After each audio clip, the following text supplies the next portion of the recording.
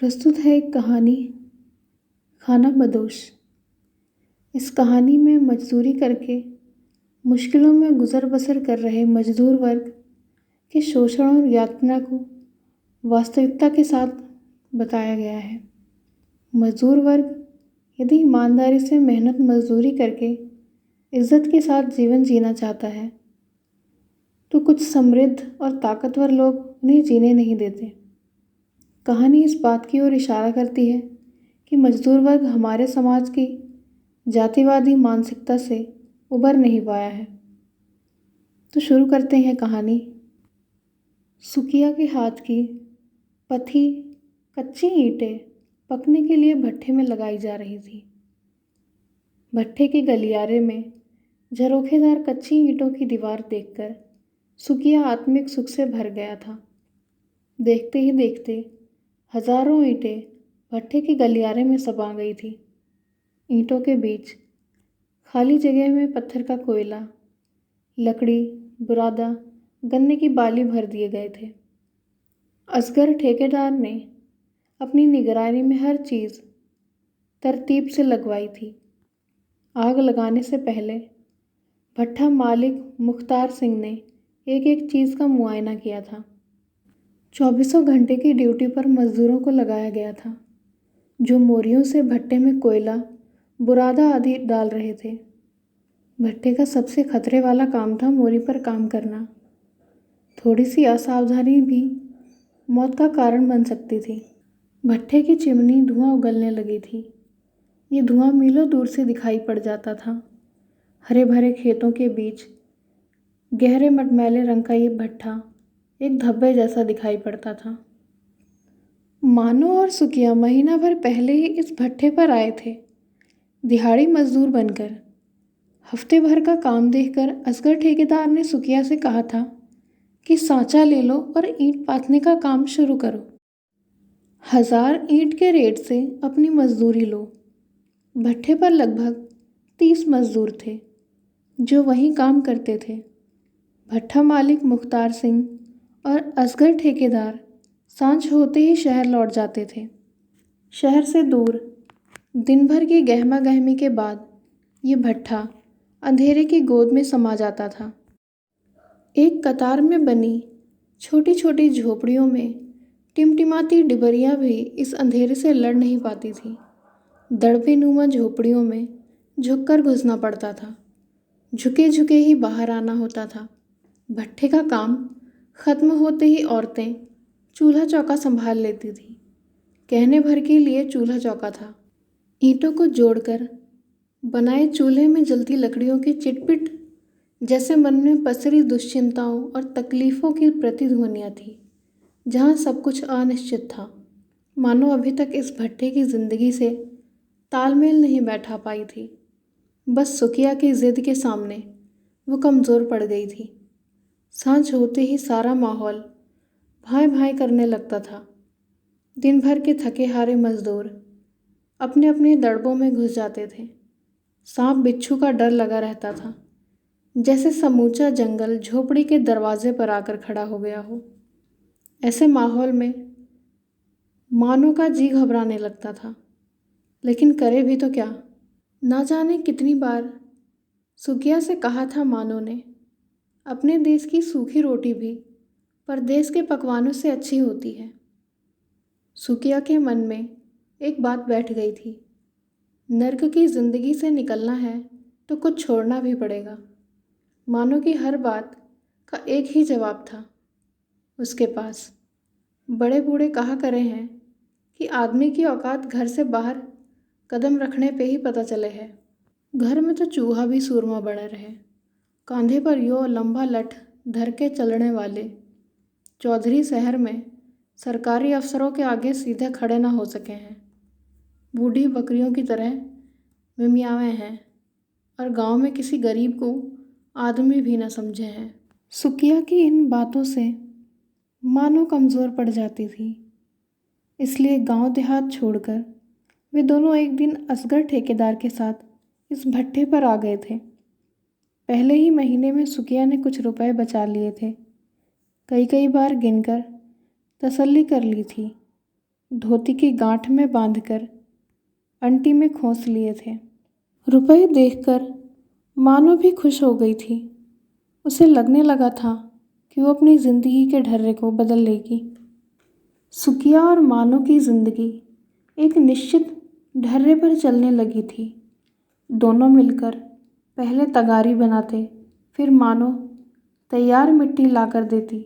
इस काम में उनके साथ एक तीसरा मजदूर भी आ गया था। नाम था जसदेव।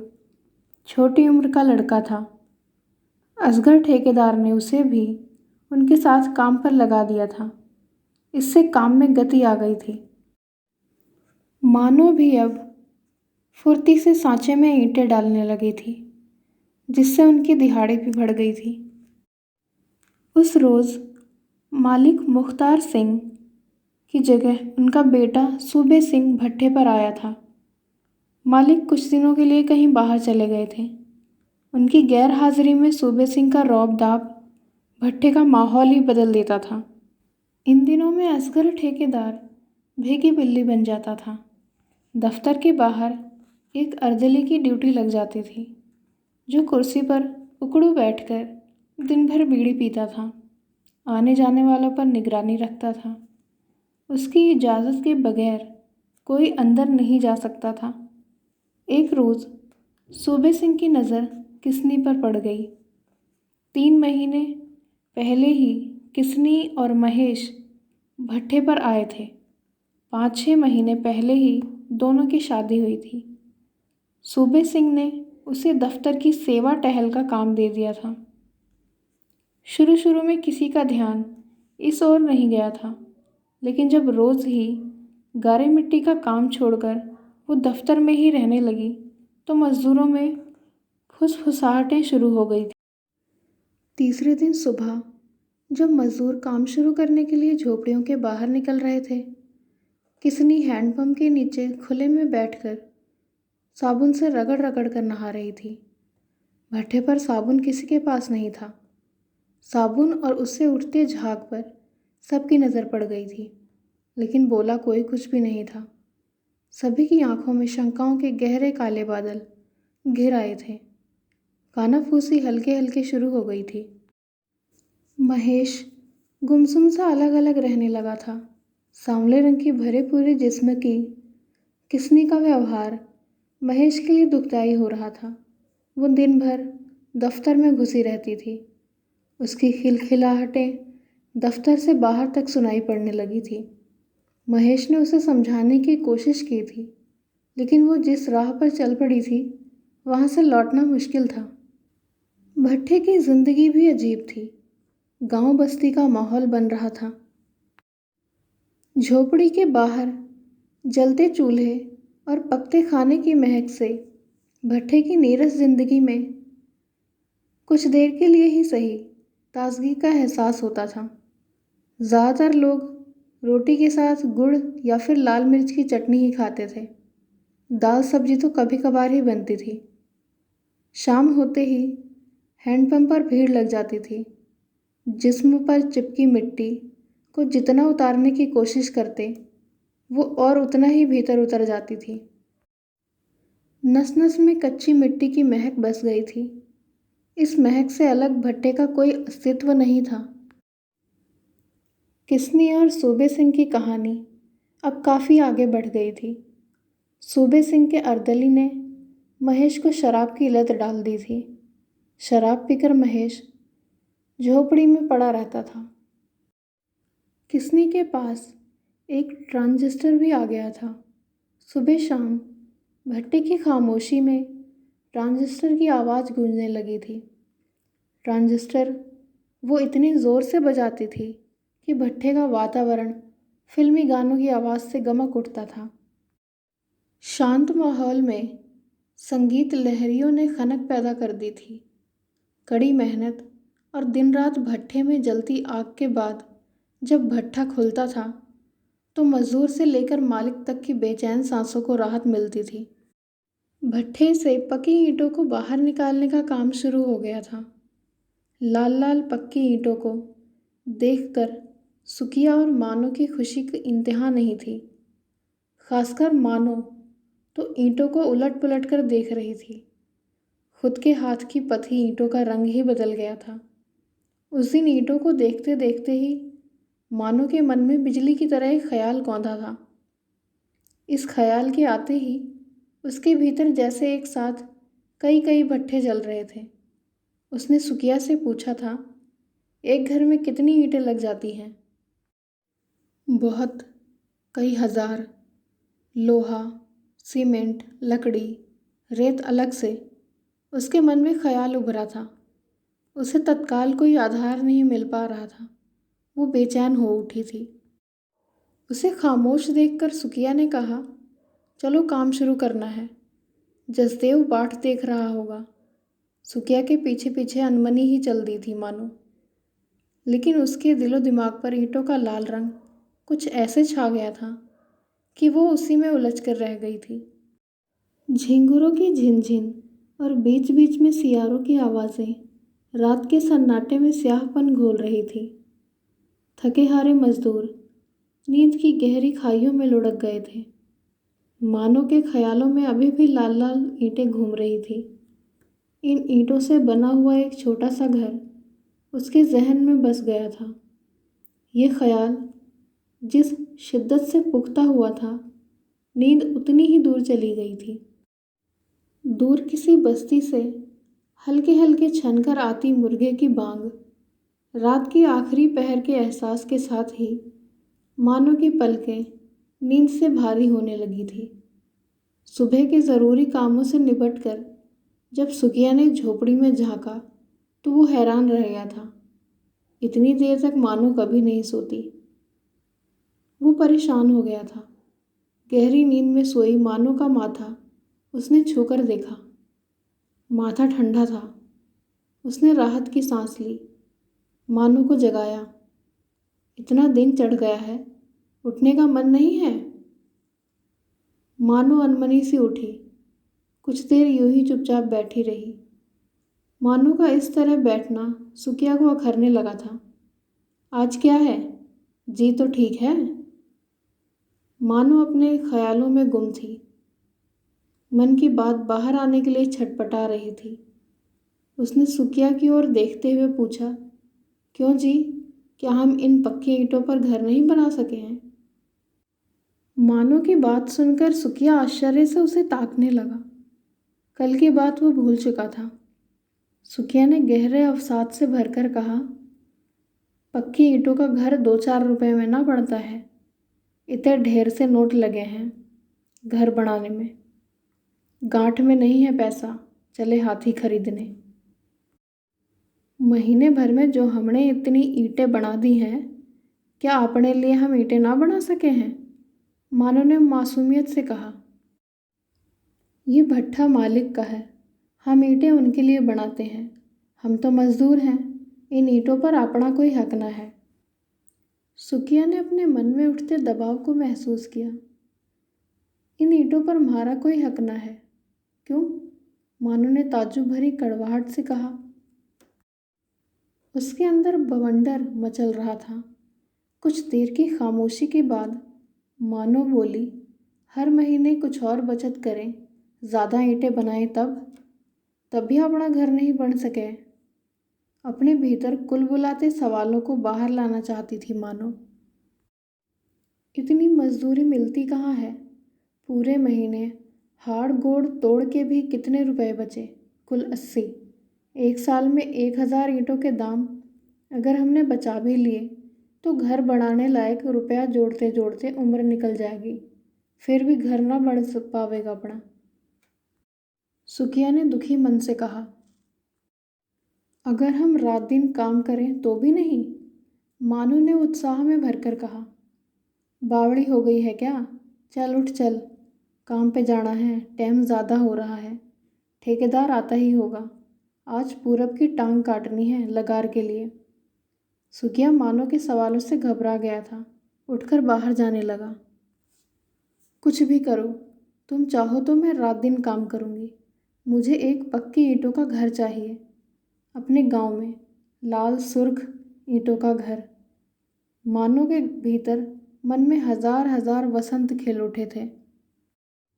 सुकिया और मानो को एक लक्ष्य मिल गया था, पक्की ईंटों का घर बनाना, अपने ही हाथ की पक्की ईंटों से। सुबह होते ही काम पर लग जाते हैं और शाम को भी अंधेरा होने तक जुटे रहते हैं।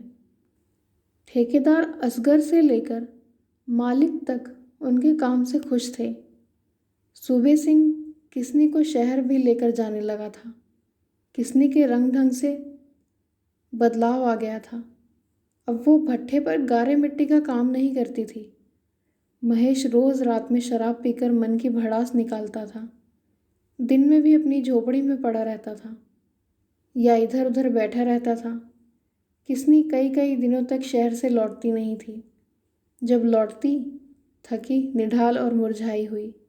कपड़ों लत्तों की अब कमी नहीं थी। उस रोज सूबे सिंह ने भट्टे पर आते ही असगर ठेकेदार से कहा था, मानो को दफ्तर में बुलाओ, आज किसनी की तबीयत ठीक नहीं है।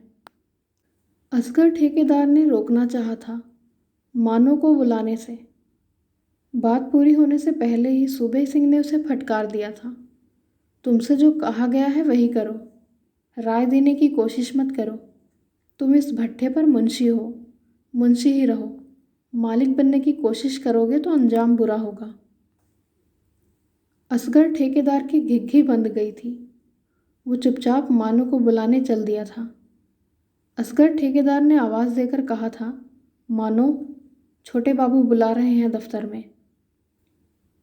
मानो ने सुकिया की ओर देखा। उसकी आंखों में भय से उत्पन्न कातरता थी। सुकिया भी इस बुलावे पर हड़बड़ा गया था। वो जानता था मछली को फंसाने के लिए जाल फेंका जा रहा है। गुस्से और आक्रोश से नसें खिंचने लगी थी। जसदेव ने भी सुकिया की मनस्थिति को भांप लिया था। वो फुर्ती से उठा, हाथ पांव पर लगी गीली मिट्टी छुड़ाते हुए बोला, तुम यहीं ठहरो, मैं देखता हूँ। चलो चाचा। असगर के पीछे पीछे चल दिया। असगर ठेकेदार जानता था कि सूबे सिंह शैतान है, लेकिन चुप रहना उसकी मजबूरी बन गई थी। जिंदगी का खास हिस्सा उसने भट्ठे पर गुजारा था। भट्ठे से अलग उसका कोई वजूद ही नहीं था। असगर ठेकेदार के साथ जसदेव को आता देखकर सूबे सिंह बिफर पड़ा था। तुझे किसने बुलाया है? जी, जो भी काम हो बताइए, मैं कर दूंगा, जसदेव ने विनम्रता से कहा। क्यों, तू उसका खसम है या उसकी? सूबे सिंह ने अपशब्दों का इस्तेमाल किया। बाबूजी, आप किस तरह बोल रहे हैं? जसदेव की बात पूरी होने से पहले ही एक झन्नाटेदार थप्पड़ उसके गाल पर पड़ा। साले भट्ठे की आग में झोंक दूंगा, किसी को पता भी नहीं चलेगा, हड्डियां तक नहीं मिलेंगी राख से, समझा? सूबे सिंह ने उसे धक्का दिया। जसदेव गिर पड़ा था। जब तक वो संभल पाता, लात घूंसों से सूबे सिंह ने उसे अधमरा कर दिया था। चीख पुकार सुनकर मजदूर उनकी ओर दौड़ पड़े थे। मजदूरों को एक साथ आता देखकर सूबे सिंह जीप में बैठ गया था। देखते ही देखते जीप शहर की ओर दौड़ गई थी। असगर ठेकेदार दफ्तर में जा घुसा था। सुकिया और मानो जसदेव को उठाकर झोंपड़ी में लेकर गए थे। वो दर्द से कराह रहा था। मानो ने उसकी चोटों पर हल्दी लगा दी थी।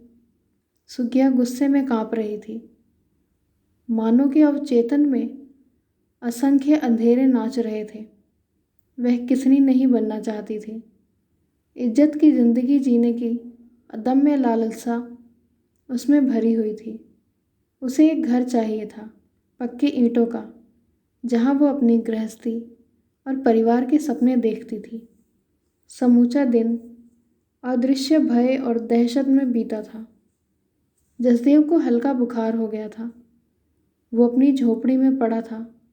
सुकिया उसके पास बैठा था। आज की घटना से मजदूर डर गए थे। उन्हें लग रहा था कि सूबे सिंह किसी भी वक्त लौटकर आ सकता है। शाम होते ही भट्ठे पर सन्नाटा छा गया था। सब अपने अपने खोल में सिमट गए थे। बूढ़ा बिलसिया, जो अक्सर बाहर पेड़ के नीचे देर रात तक बैठा रहता था, आज शाम होते ही अपनी झोपड़ी में जाकर लेट गया था। उसके खांसने की आवाज़ भी आज कुछ धीमी हो गई थी। किसनी की झोपड़ी से ट्रांजिस्टर की आवाज़ भी नहीं आ रही थी। बीच बीच में हैंडपंप की खंच खंच ध्वनि इस खामोशी में विघ्न डाल रही थी। पंप जसदेव की झोपड़ी के ठीक सामने था। सभी को पानी के लिए इस पंप पर आना पड़ता था। भट्ठे पर दवा दारू का कोई इंतज़ाम नहीं था। कटने फटने पर घाव पर मिट्टी लगा देना था। कपड़ा जलाकर राख भर देना ही दवाई की जगह काम आते थे। मानो ने अधूरे मन से चूल्हा जलाया था। रोटियां सेककर सुकिया के सामने रख दी थी। सुकिया ने भी अनिच्छा से एक रोटी हलक के नीचे उतारी थी। उसकी भूख जैसे अचानक मर गई थी। मानो को लेकर उसकी चिंता बढ़ गई थी। उसने निश्चय किया कि वो मानो को किसनी नहीं बनने देगा। मानो भी गुमसुम अपने आप से लड़ रही थी। बार बार उसे लग रहा था कि वो सुरक्षित नहीं है। एक सवाल उसे खाए जा रहा था, क्या औरत होने की यही सज़ा है? वो जानती थी कि सुकिया ऐसा वैसा कुछ नहीं होने देगा। वो महेश की तरह नहीं है। भले ही ये भट्ठा छोड़ना पड़े। भट्ठा छोड़ने का ख्याल से ही वह सिहर उठी। नहीं, भट्ठा नहीं छोड़ना है। उसने अपने आप को आश्वस्त किया। अभी तो पक्की ईंटों का घर बनाना है। मानो रोटियां लेकर बाहर जाने लगी तो सुकिया ने टोका, कहाँ जा रही है? जसदेव भूखा प्यासा पड़ा है, उसे रोटी देने जा रही हूँ।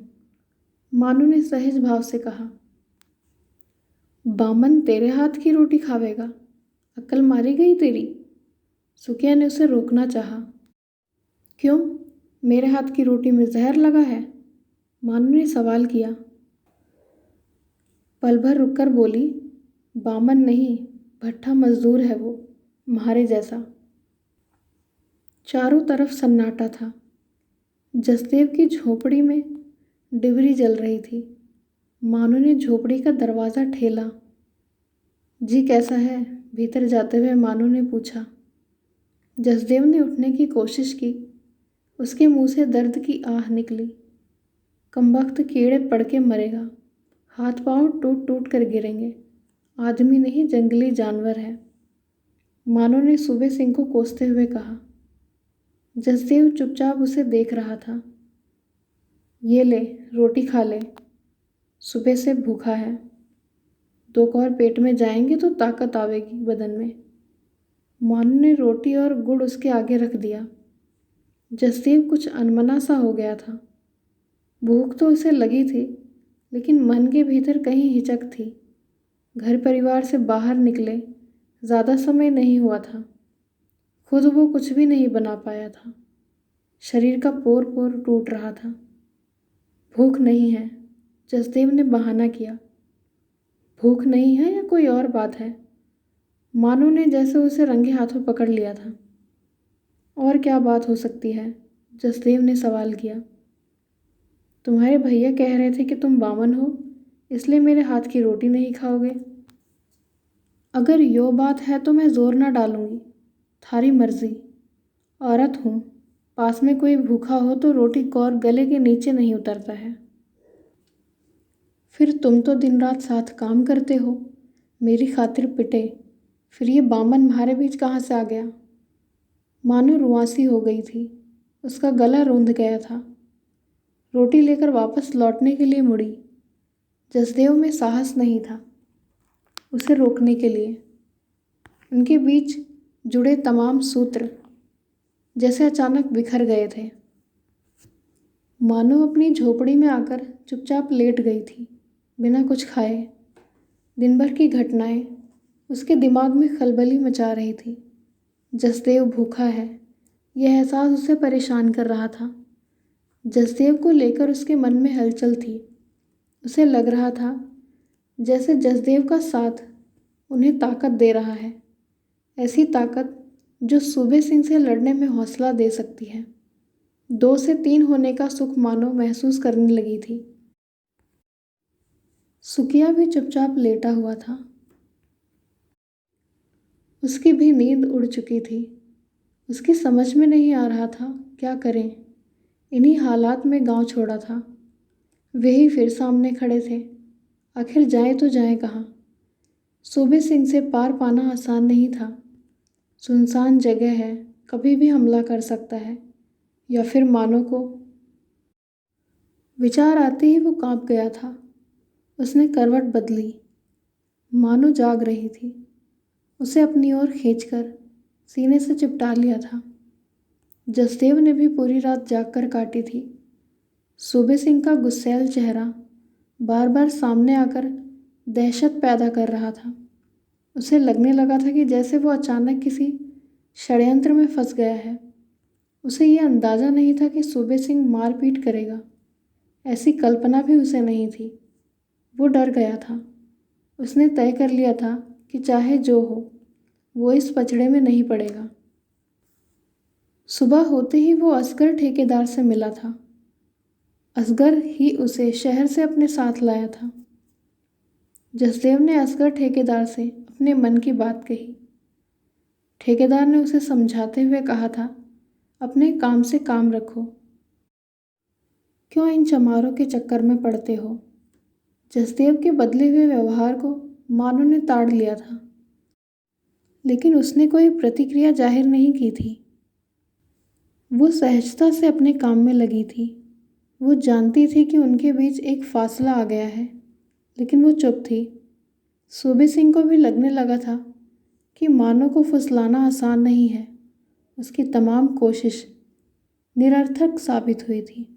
इसलिए वो मानो और सुकिया को परेशान करने पर उतर आया था। उसने असगर ठेकेदार से भी कह दिया था कि उससे पूछे बगैर उन्हें मजदूरी का भुगतान ना करे, ना कोई रियायत ही बरते उनके साथ। मानो से कुछ छुपा नहीं था। सूबे सिंह की हरकतों पर उसकी नज़र थी। उसने अपने आप में निश्चय कर लिया था कि वो उसका मुकाबला करेगी। उठते बैठते उसके मन में एक ही ख्याल था, पक्की ईंटों का घर बनवाना है। लेकिन सूबे सिंह इस ख्याल में बाधक बन रहा था।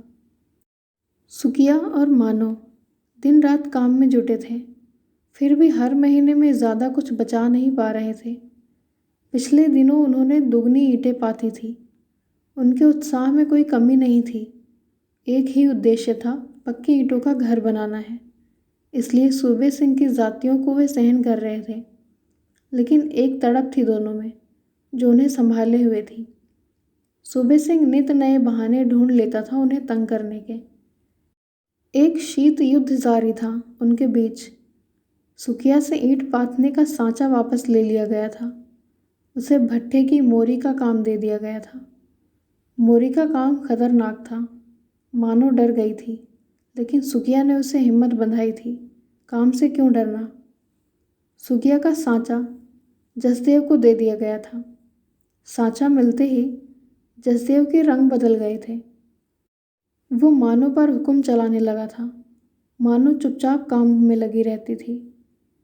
कल तड़के ईंट पाथनी है, ईंटें हटाकर जगह बना दे। जसदेव आदेश देकर अपनी झोपड़ी की ओर चल दिया था। मानो ने पाथी ईंटों को दीवार की शक्ल में लगा दिया था। कच्ची ईंटों को सुखाने के लिए 2 खड़ी 2 आड़ी ईंटें रखकर जालीदार दीवार बना दी थी। ईंट पाथने की जगह खाली करके ही मानो लौटकर झोपड़ी में गई थी। हैंडपंप पर भीड़ थी। सभी मजदूर काम खत्म करके हाथ मुंह धोने के लिए आ गए थे। सुबह होने से पहले ही मानो उठ गई थी। उसे काम पर जाने की जल्दी थी। चारों तरफ अंधेरा था। सुबह होने का वो इंतज़ार करना नहीं चाहती थी। उसने जल्दी जल्दी सुबह के काम निपटाए और ईंट पाथने के लिए निकल पड़ी थी। सूरज निकलने में अभी देर थी। जसदेव से पहले ही वो काम पर पहुंच जाती थी। इक्का दुक्का मजदूर ही इधर उधर दिखाई पड़ रहे थे। वो तेज़ कदमों से ईंट पाथने की जगह पर पहुंच गई थी। वहाँ का दृश्य देखकर अवाक रह गई थी। सारे ईंटें टूटी फूटी पड़ी थी, जैसे किसी ने उन्हें बेदर्दी से रौंद डाला था। ईंटों की दयनीय अवस्था देखकर उसकी चीख निकल गई थी। वो दहाड़े मार मार कर रोने लगी थी। आवाज़ सुनकर मजदूर इकट्ठा हो गए थे। जितने मुंह उतनी बातें, सब अपनी अपनी अटकलें लगा रहे थे। रात में आंधी तूफान भी नहीं आया था, ना ही किसी जंगली जानवर का ही ये काम हो सकता है। कई लोगों का कहना था किसी ने जानबूझकर ईंटें तोड़ी हैं। मानो का हृदय फटा जा रहा था। टूटी फूटी ईंटों को देखकर वो बौरा गई थी, जैसे किसी ने उसकी पक्की ईंटों के मकान को ही धराशायी कर दिया था। जसदेव काफ़ी देर बाद आया था। वो निरपेक्ष भाव से चुपचाप खड़ा था, जैसे इन टूटी फूटी ईंटों से उसका कुछ लेना देना ही ना हो। सुखिया भी हो हल्ला सुनकर मोरी का काम छोड़कर आया था। ईंटों की हालत देखकर उसका भी दिल बैठने लगा था। उसकी जैसे हिम्मत टूट गई थी। वो फटी फटी आंखों से ईंटों को देख रहा था। सुखिया को देखते ही मानो और ज़ोर ज़ोर से रोने लगी थी। सुखिया ने मानो की आंखों से बहते तेज अंधड़ों को देखा और उनकी किरकिराहट अपने अंतर में उन्हें महसूस की। सपनों के टूट जाने की आवाज़ उसके कानों को फाड़ रही थी। असगर ठेकेदार ने साफ कह दिया था, टूटी फूटी ईंटें हमारे किस काम की, इनकी मजदूरी हम नहीं देंगे। असगर ठेकेदार ने उनकी रही सही उम्मीदों पर भी पानी फेर दिया था। मानो ने सुखिया की ओर डबडबाई आंखों से देखा। सुखिया के चेहरे पर तूफान में घर टूट जाने की पीड़ा छलछला गई थी। उसे लगने लगा था जैसे तमाम लोग उसके खिलाफ हैं।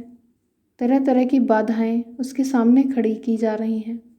वहाँ रुकना उसके लिए कठिन हो गया था। उसने मानो का हाथ पकड़ा। चल, ये लोग हमारा घर ना बढ़ने देंगे। पक्की ईंटों के मकान का सपना उनकी पकड़ से फिसलकर और दूर चला गया था। भट्ठे से उठते काले धुएं ने आकाश तले एक काली चादर फैला दी थी। सब कुछ छोड़कर मानो और सुखिया चल पड़े थे, एक खाना बदोश की तरह, जिन्हें एक घर चाहिए था रहने के लिए। पीछे छूट गए थे कुछ बेतरतीब पल, पसीने के अक्स जो कभी इतिहास नहीं बन सकेंगे। खाना बदोश जिंदगी का एक पड़ाव था ये भट्टा। सुखिया के पीछे पीछे चल पड़ने से पहले मानो ने जसदेव की ओर देखा था। मानो को यकीन था जसदेव उनका साथ देगा, लेकिन जसदेव को चुपचाप देखकर उसका विश्वास टुकड़े टुकड़े हो गया था।